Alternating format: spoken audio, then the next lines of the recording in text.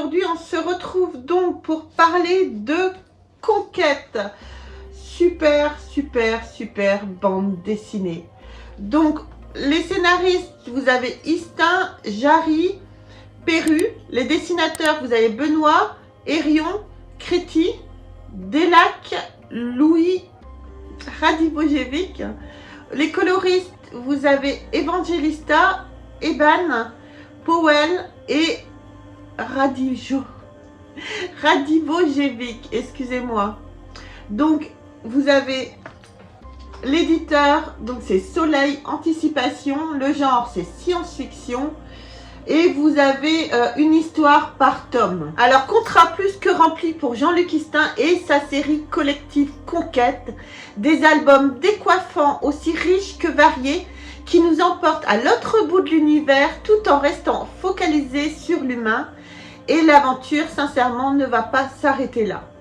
Le prolifique Jean-Luc Istin prend donc le commandement d'une nouvelle série concept, comme il les affectionne, Conquête. L'humanité est donc réduite à devoir trouver de nouveaux horizons aux confins de l'espace. Chaque tome qui pourra se lire indépendamment nous livre donc le récit d'une de ces nouvelles colonisations. Dans ce premier tome, Islanda, nous découvrons une exoplanète au climat glaciaire où évolue une population qui semble peu avancée.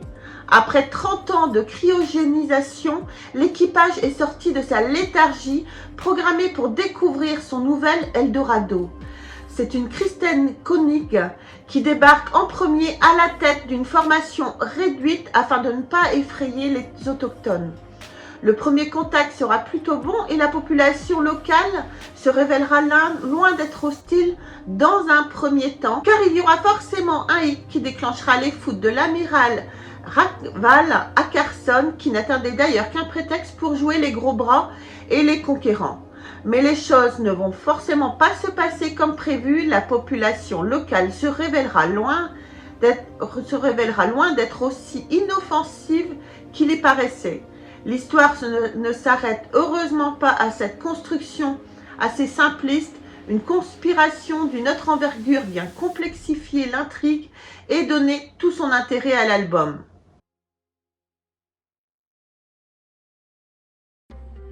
Si dans un premier temps, cette BD semble pétrie d'influences diverses et de travers un peu caricaturaux, elle se révèle assez vite plus complexe et réfléchie qu'il n'y semble.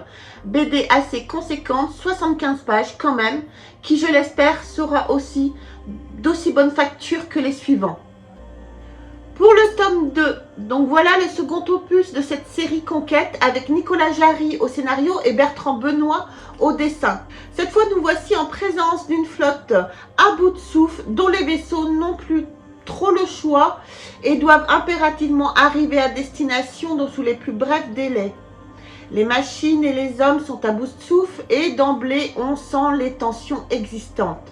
Surtout que notre personnage principal, Idriss, est chargé de réparer et d'intervenir sur tout ce qui part en sucette.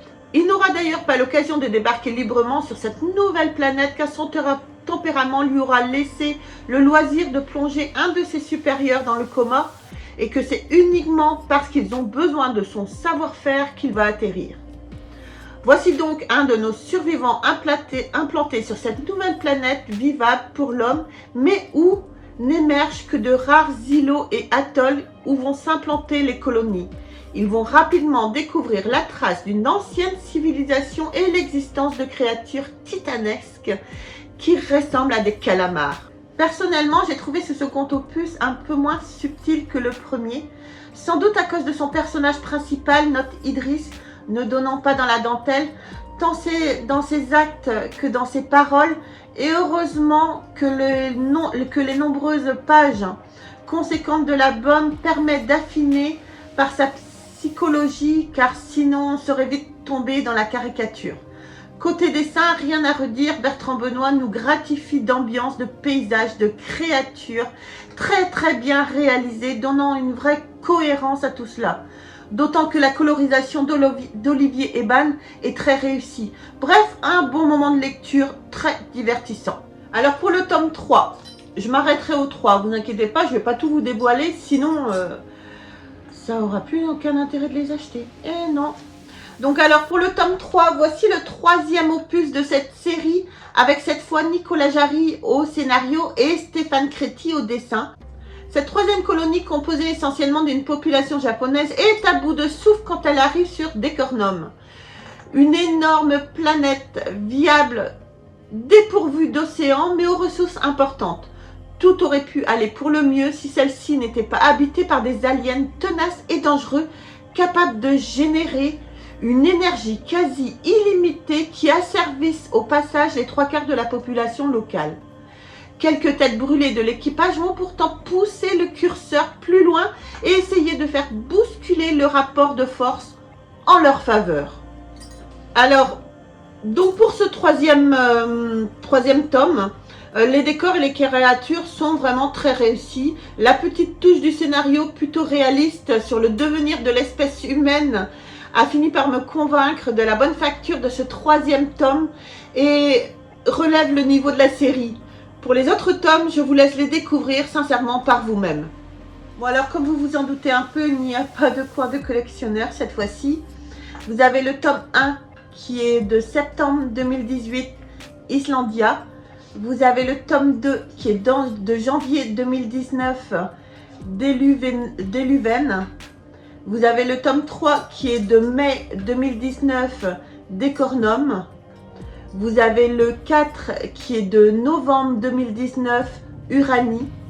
Vous avez le tome 5 qui est de mars 2020, Enorus. Vous avez le 6 qui est de octobre 2020, Edonai. Vous avez le tome 7 qui est de mars 2021, Tanami. Vous avez le tome 8 qui est de août 2021, Netai.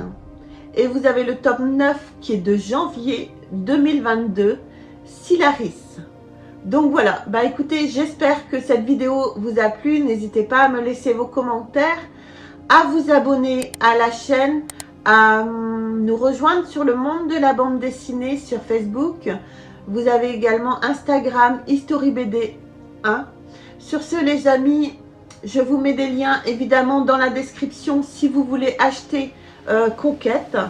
Surtout, n'hésitez pas à aller dans la description pour vous les procurer. Et puis voilà, je vous embrasse très très fort et on se retrouve très vite pour une nouvelle vidéo. Bye!